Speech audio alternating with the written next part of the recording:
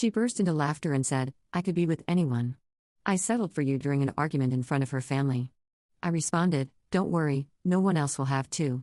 Then I got up from the table, and within a week, she discovered she had lost something more than just an argument. The sound of that laugh still wakes me up some nights. Cold, calculated, designed to hurt. But before I tell you about the moment that changed everything, you need to understand where we were. A family table, an ordinary Sunday, when the woman I had shared 4 years of my life with decided to destroy me in front of her entire family. It all started so normally. It was Sunday night and we were having dinner at her parents' house, as we did every month. Her mother had prepared that roast chicken that Laura loved so much, and her father was in a good mood after his team won the game. Her younger sister, Andrea, had come with her new boyfriend, and we all seemed like a happy, functional family. The conversation flowed lightly until Laura's mother, Mrs. Carmen, decided to bring up the topic she always brought up: future plans. Marriage. The grandchildren she so eagerly awaited. "When are you two getting married?" Laura laughed in that way I knew too well. That laugh she used when something made her uncomfortable, but she didn't want to show vulnerability. I simply smiled and said something about how we were fine as we were, taking things slowly. But Laura had other plans for that night. "No, Mom, I don't think it's the right time," she said, and then looked at me with an expression I couldn't decipher. "Besides, lately I've been thinking about whether this is really the right relationship for me." The fork remained suspended halfway to my mouth. "Excuse me?" "It's just that," Laura continued, as if she were discussing the weather, "I've been reflecting a lot about my future, about what I really deserve in a partner." Her father cleared his throat uncomfortably.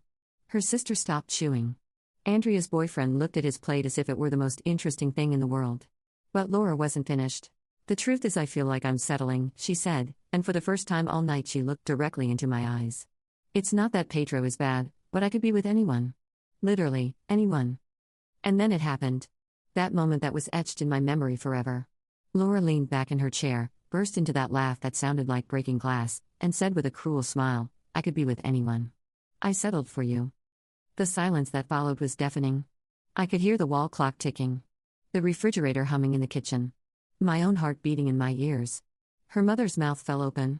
Her father coughed and looked away. Andrea mumbled something about going to the bathroom.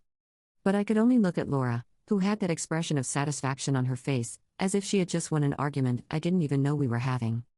4 years. 4 years of my life with this woman. 4 years of waking up every day trying to make her happy. 4 years of small gestures she took for granted. 4 years of being her emotional support, her problem solver, her unconditional partner. And she had just reduced all of that to settling. I sat there for what felt like an eternity, but was probably only a few seconds. Laura kept looking at me with that smile, waiting for my reaction. Waiting for me to get defensive, to beg, to try to prove my worth. But something changed inside me at that moment. A kind of cold clarity settled in my mind. I slowly got up from the chair. I carefully placed the napkin on the table. I looked at her parents and smiled with the most genuine smile I could find. "Mr. Roberto, Mrs. Carmen, thank you so much for dinner. It was delicious as always." Then I turned to Laura, who had lost some of that satisfied smile and was now looking at me with something like confusion. "You're absolutely right, Laura," I told her in a voice so calm that even I was surprised. "Don't worry. No one else will have to." I took my jacket from the back of the chair and walked toward the door. I could feel all eyes on my back, but I didn't turn around. Not when Laura shouted my name. Not when her mother mumbled something about misunderstandings. Not when I heard footsteps following me to the car. I drove home in the deepest silence of my life. I didn't play music. I didn't make phone calls. I just drove, with Laura's words bouncing in my head like stray bullets. "I settled for you." I arrived at our apartment, that place we had built together for 2 years. Our photographs on the walls, her books mixed with mine on the shelves, her clothes in our closet. Evidence of a shared life that she had just described as settling. I sat on the couch we had chosen together and, for the first time in hours, I smiled for real. Because Laura was right about one thing. She could be with anyone. What she didn't know was that in 48 hours, she was going to realize that anyone didn't include everything I did for her. Everything she took for granted. Everything she was about to lose. And I was going to be there to see it. Laura came home 2 hours after I did. I heard her open the door carefully, as if she expected to find a battlefield. Her heels made that familiar sound against the wooden floor as she approached the living room. "Pedro, we need to talk." I was on the couch, watching television with a beer in my hand. I didn't look at her when she entered. "Listen, I know I reacted badly at dinner. My parents are upset with me. My sister says I was too harsh with you." For the first time, I turned to look at her. She was standing at the entrance to the living room, wringing her hands. But I didn't see an apology in her eyes. I saw annoyance. As if all this was an inconvenience she had to handle. And what do you think, Laura? I think things got out of control. Obviously, I didn't mean to. You didn't mean to what exactly? That you settled for me? Or that you could be with anyone? She fell silent, and in that silence, something crystallized in my mind. A decision that had been forming since the moment I heard that laugh. You know what, Laura? You're right. I think you should explore those options. What do you mean by that? I mean that starting tomorrow you're going to have all the freedom in the world to discover what you really deserve. I'm not going to lie to you. That night I slept better than I had slept in months, and when I woke up Monday morning, I got up with a clarity I hadn't felt in years. Watching Laura run around the apartment, desperately looking for her phone charger, was my first sign that this was going to be easier than I thought. Pedro, have you seen my charger? My phone is dead and I have that important presentation today. Normally, I would have stopped what I was doing to help her. I would have searched the whole house, moved furniture if necessary, even run out to buy a new one if we couldn't find it. But that morning I simply continued making my coffee. No, I haven't seen it. You usually keep track of these things better than I do. She stood there, clearly expecting me to drop everything and help her look. When I didn't, she sighed dramatically and started searching herself. Eventually, she found it plugged in by her bedside table, where she had apparently left it the night before but forgotten in her morning rush. That was just the first of many small things Laura would take for granted until they were no longer there. You see, for 4 years, I had been Laura's invisible problem solver. When her laptop got slow, I fixed it without her asking. When she had a dentist appointment, I reminded her the night before and the morning of. When her mother called upset about something, I was the one who mediated it and calmed the waters. Looking back now, I realize I had become so deeply woven into the fabric of Laura's daily existence that she couldn't see where her capabilities ended and mine began. I was the one who remembered her mother's birthday and suggested thoughtful gifts. When Laura's car made that weird noise for weeks, I was the one who finally took it to the mechanic while she was at work, spending my lunch break getting it diagnosed and repaired. I handled our finances, not because she couldn't, but because I naturally took on that responsibility and she gladly let me. I remembered which of her coworkers she genuinely liked versus the ones she merely tolerated. When she had important presentations, I would stay up late helping her practice, offering suggestions to make her arguments stronger, more compelling. I knew her coffee order by heart: medium latte with oat milk, extra shot, light foam, and would surprise her with it during particularly stressful workdays. For years, I had been her emotional translator with her family. Laura's relationship with her parents was complicated. They were traditional people who didn't always understand her ambitious career goals or her sometimes sharp personality. I had become the bridge between them, the one who could explain Laura's perspective to her parents and help Laura see their point of view when she was being unreasonably stubborn. I was the one who noticed when she was getting overwhelmed and suggested she take breaks. I coordinated our social calendar, remembering which friends we hadn't seen in a while and organizing gatherings. When Laura got sick, I didn't just bring her soup. I researched the best remedies, called in to work for her when she was too feverish to speak clearly, and made sure she took her medication on schedule. But perhaps most importantly, I had been her emotional safety net. Laura had always been proud, sometimes to a fault. She struggled to admit when she was wrong or when she needed help. But with me, she could let her guard down. She could express her fears, her insecurities, her doubts about whether she was good enough, smart enough, successful enough. I was the one who assured her that she was all of those things and more. I had invested 4 years of my life not just in loving Laura, but in studying her, understanding her, anticipating her needs before she even recognized them herself. I had become an expert in making her life smoother, easier, better. And she had just dismissed all of that effort, all of that care, all of that invisible labor as settling. The irony wasn't lost on me. Laura thought she could be with anyone, but what she didn't realize was that no one else would know that she hated the sound of Velcro because it reminded her of a childhood accident, or that she needed exactly 8 minutes to mentally prepare herself before any phone call with her mother, or that she always got carsick on winding roads and needed to sit in the front seat with a window cracked open. No one else would know to record her favorite cooking shows when she worked late, or that she had a complicated relationship with receiving compliments because her ex-boyfriend had used them to manipulate her, or that she secretly worried she wasn't creative enough despite being incredibly intelligent and successful in her analytical career. These weren't just random facts about a person I lived with. This was an intimate knowledge built through years of paying attention, of caring enough to notice, of loving someone so completely that their happiness became intertwined with my own sense of purpose. But now that Laura had made it clear she was settling for me, I decided it was time for her to experience life without that kind of settling. Tuesday morning, Laura woke up furious because she had missed her gynecologist appointment. An appointment I had religiously reminded her of every 6 months for the past 3 years. "Why didn't you remind me?" she shouted from the bathroom while brushing her teeth. "Why would I have to remind you?" "Because you always do." "Not anymore." Wednesday evening, her laptop started acting up while she was working on a project from home. Normally, I would have immediately diagnosed the problem and fixed it within minutes. This time, I continued reading my book. "Pedro, my laptop is being slow and glitchy. Can you take a look? Have you tried restarting it? You know I'm not good with technical stuff. You always handle this. I'm sure you'll figure it out. After all, you could be with anyone. Surely some of those anyones know about computers." I looked at her for the first time in days and saw something I didn't expect. Genuine confusion.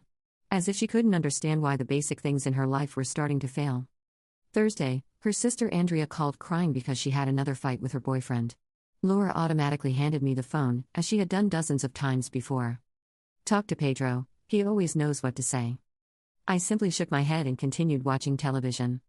"Aren't you going to talk to her? She's your sister, Laura. I'm sure you can handle her problems yourself. But she doesn't listen to me like she does to you. Then maybe it's time for her to learn."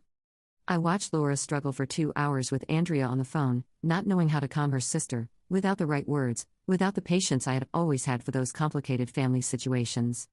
What Laura didn't understand was that dealing with Andrea's emotional crises wasn't just about having patience.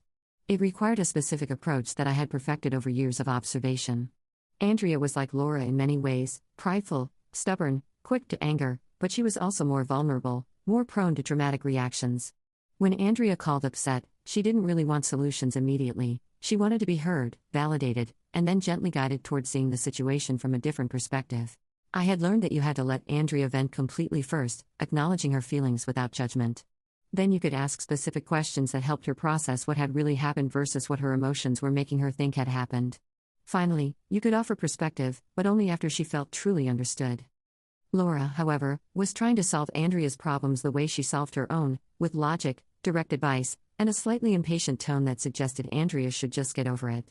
I could hear Andrea getting more frustrated through the phone, her voice rising as Laura clearly wasn't providing the emotional support she needed. By the end of the call, both sisters were upset. Andrea felt unheard and dismissed, while Laura felt exhausted and frustrated that her perfectly logical advice hadn't worked. Laura hung up and looked at me with a mixture of confusion and resentment, as if I had somehow orchestrated the entire situation. "She never listens to me," Laura said, more to herself than to me. "She never listens because you never learned how to talk to her," I thought, but said nothing. This was just another example of how Laura had outsourced the emotional labor of her relationships to me without even realizing it. I wasn't just her boyfriend, I had become her social and emotional interpreter, the person who made all her relationships work more smoothly.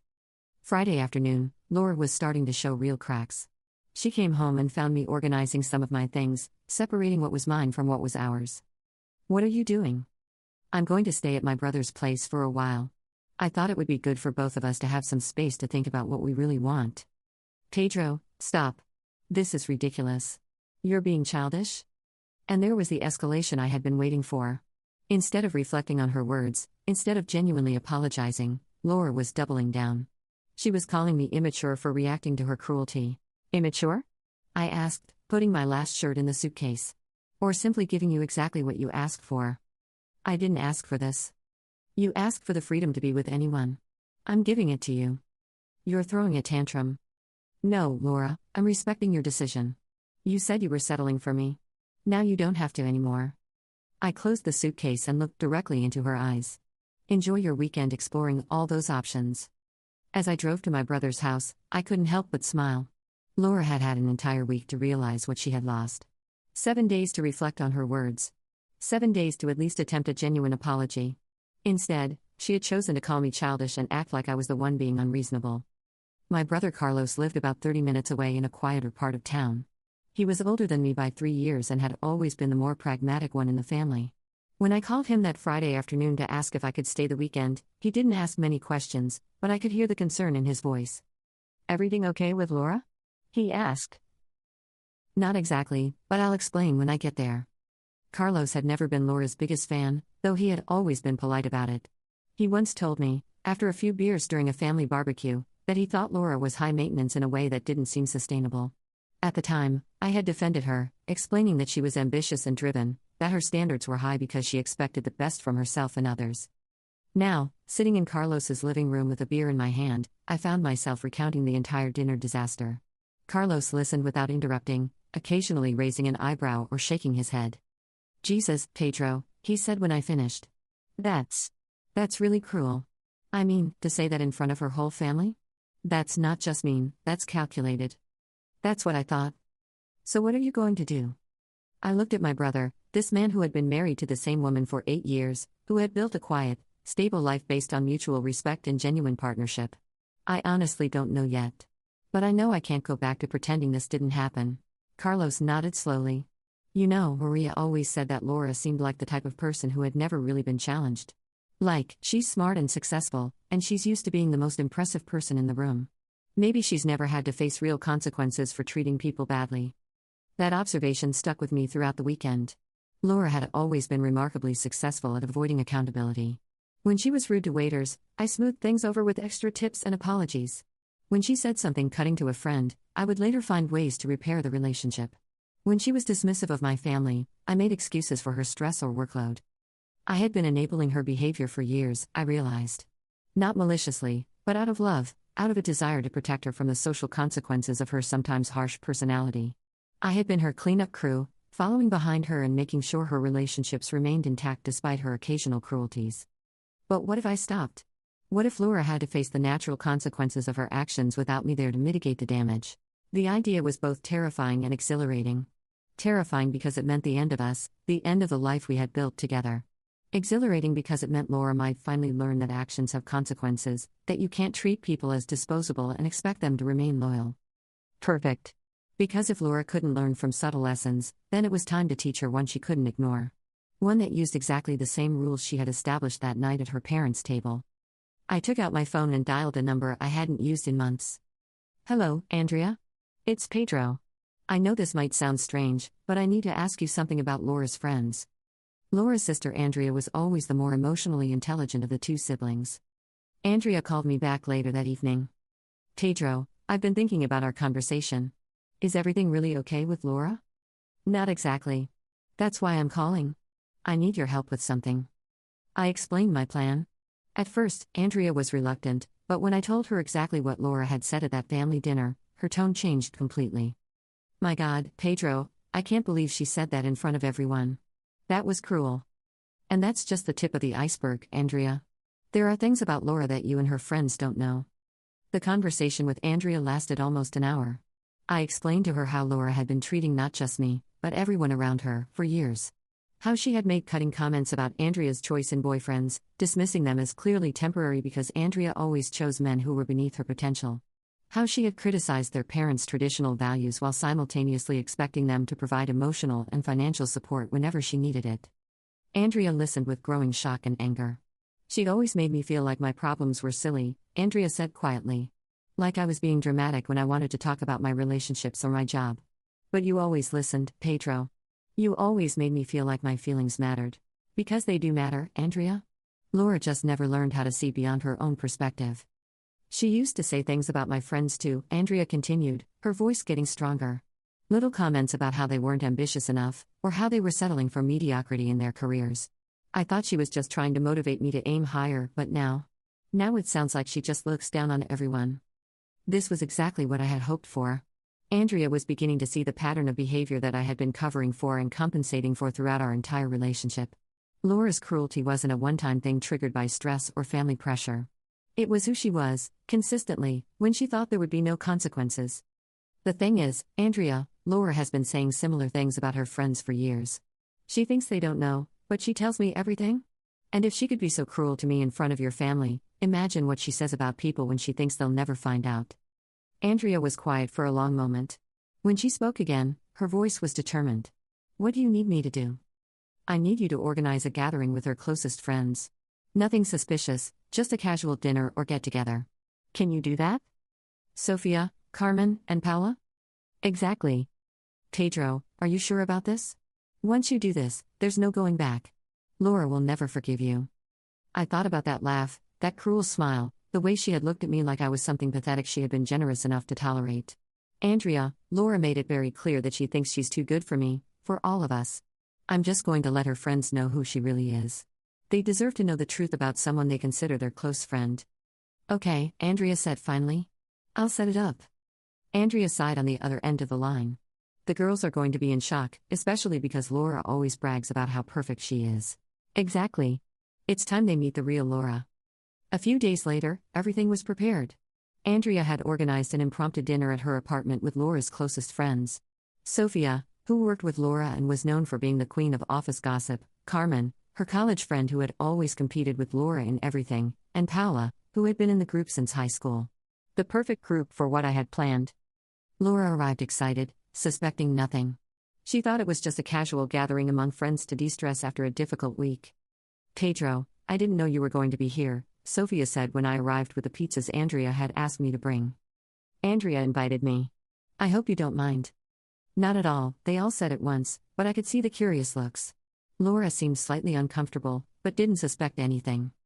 During the first hour, the conversation was normal. Work, gossip, vacation plans. But I knew Andrea was waiting for the perfect moment, just as we had planned. And then it came. Laura, tell the girls about last Sunday's family dinner, Andrea said casually while opening another bottle of wine. Laura tensed immediately. There's not much to tell. Oh, come on, Andrea insisted. Surely Pedro has funny stories about my parents. It was my moment. I leaned back on the couch and smiled. Well, since Andrea insists. Laura had a very interesting reflection about relationships that night. What kind of reflection? Sophia asked, with that curiosity typical of someone who loves drama. Laura looked at me with warning eyes, but I continued. Laura shared with the whole family that she feels like she's settling in our relationship. The silence became palpable. All eyes turned to Laura, who had turned red as a tomato. Pedro, I don't think. Oh, but I didn't finish the story, I continued with the same calm smile. The best part was when Laura looked directly at me, leaned back in her chair, let out a cruel laugh and said literally, I could be with anyone. I settled for you. The reactions were immediate, but not enough. I needed more. Wait, I said raising my hand. That's not all. Since we're being honest about what Laura really thinks of the people close to her. Laura went pale. Pedro, don't you dare. Don't I dare what, Laura? To be honest like you were with me? I turned to the girls. Do you know what Laura really thinks of you? Because I do. For 4 years, I've been her confidant, and believe me, she has very specific opinions about each one. Pedro, stop, Laura screamed, standing up, but I continued relentlessly. Sophia, for example, Laura told me 3 weeks ago that you're so desperate with men that it's pitiful to watch you. Her exact words were, Sophia acts like having a boyfriend is an Olympic competition. It's pathetic. Sophia's mouth fell open, the wine glass trembling in her hand. You said that about me? Desperate? But I wasn't finished. Carmen, you don't escape either. Laura told me that you've always been mediocre at everything and that's why you envy her. I quote literally, Carmen has never excelled at anything. Her job, her relationships, even her clothes. Everything basic. That's why she's always trying to compete with me. Carmen stood up abruptly, tears beginning to form in her eyes. Mediocre? After 20 years of friendship, you call me mediocre behind my back? And Paula, I continued mercilessly. Laura told me that you pretend to be her friend, but everyone knows you're obsessed with her. She told me, Paula copies everything I do. My clothes, my work, even the way I speak. It's like having a desperate shadow. Paula stood up slowly, her face a mixture of pain and fury. Obsessed? Desperate? Laura, do you really think that about me? But I still had the final blow. And the cherry on top, girls, is what Laura thinks of all of you together. She told me, and this was just 2 months ago, honestly, Pedro, sometimes I don't know why I keep being friends with them. They're all so basic compared to me, but I guess I need people who make me feel better about myself. The silence that followed was heavy. The 3 friends looked at Laura with a mixture of shock, pain and disgust. More successful? Sophia murmured. Guilty because you're better than us? Carmen whispered. You really see us as beneath you? Paula asked with a broken voice. Laura was trembling, completely exposed. Her social world had just collapsed before her eyes. That's not. You don't understand. Pedro is exaggerating everything. Am I exaggerating, Laura? I asked calmly. Should I tell them about other comments you've made? Or would you prefer to explain to them yourself why you feel so superior to everyone who cares about you? Enough, Laura screamed. Pedro, stop. I stood up slowly, just as I had done at the family dinner. Now it's enough, Laura? When you're the one being humiliated. I turned to the three friends, who continued looking at Laura as if she were a stranger. Girls, now you understand why Laura feels so comfortable settling for people. Because in her mind, all of us are beneath her. I walked toward the door, but stopped for the final blow. Laura, next time you want to publicly humiliate someone, remember this: people who really know you have much more to tell. I left the apartment with the sound of three voices screaming furious questions at Laura, and Laura desperately trying to explain the inexplicable. Because there's no explanation for years of emotional betrayal. There's no justification for using people as personal therapy while destroying them behind their backs. My phone started ringing immediately. Laura, of course. Then Sophia. Then Carmen. Finally, Paula. I didn't answer any calls, because Laura had just experienced something much worse than what she had done to me. I had lost my dignity in front of her family for one night. She had lost her complete social circle forever. And the most beautiful thing of all was that every word I had said was absolutely true. 3 months have passed since that night. Laura lost her 3 best friends instantly. Sophia made sure the entire office knew exactly what kind of person Laura really was. Carmen blocked Laura from all social media and told her complete university circle about the betrayal. Paula simply disappeared from her life without another word. The aftermath unfolded over several weeks. Laura's carefully constructed social world gradually crumbled. Sophia, true to her reputation as someone who shared information quickly, had told several colleagues about Laura's dismissive attitude toward her friends. While not everyone immediately turned against Laura, people began to view her differently, noticing patterns of behavior they had previously overlooked. Laura's work environment became more challenging. Colleagues who had once invited her to lunch became more selective about including her in conversations. The collaborative projects she thrived on became awkward affairs where people shared only what was necessary. Her boss, who had previously seen her as a rising star, began to notice that Laura struggled more with team dynamics than he had realized. Carmen's reaction was methodical. She didn't launch a campaign against Laura, but she did share what had happened with a few close mutual friends. Word spread gradually through their social circles, and people began to reassess their own interactions with Laura. The university alumni group that Carmen helped organize quietly became less welcoming when Laura tried to participate in events. Paula's silent withdrawal was perhaps the most powerful response of all. She had been Laura's friend the longest, since high school, and Laura had always taken her loyalty for granted. Paula didn't make dramatic announcements or engage in public confrontations. She simply stopped responding to Laura's messages, stopped being available, and gradually faded from Laura's life. Laura tried desperately to reach out to each of them over the following weeks. She sent messages that went unanswered, left voicemails that were never returned, and even attempted to approach Sophia at work, only to be met with professional politeness and nothing more. Andrea tells me that Laura has struggled to rebuild her social connections. She's attempted to join new groups and meet new people, but her confidence has been shaken. Without her established circle of friends to provide social validation, and without me to handle the emotional complexities of her relationships, Laura has had to confront aspects of herself that she had never examined before. The isolation has forced Laura to seek help. I heard through Andrea that she started seeing a therapist, which was probably the first genuinely positive step she had taken in years. But I also heard that the experience has been difficult for her, that she's been struggling with depression and anxiety, and that the process of self-reflection has been painful. Sometimes I wonder if I went too far, but then I remember that laugh, that cruel smile. And I realize that Laura finally learned a lesson she had needed for years: words have consequences. She taught me that public cruelty was acceptable. I simply showed her what it feels like when that cruelty is turned against you. Sometimes people need to taste their own medicine to understand the flavor. And Laura took the complete dose. In relationships, whether romantic or friendship, mutual respect is the foundation of everything. When we decide to destroy someone's dignity for fun or to feel superior, we're establishing the rules of the game. And sometimes that game turns against us in ways we never imagined. The real lesson here isn't about revenge, but about the importance of valuing the people we have in our lives. Because when we lose them, we often discover that it wasn't settling, it was having something genuinely valuable that we took for granted.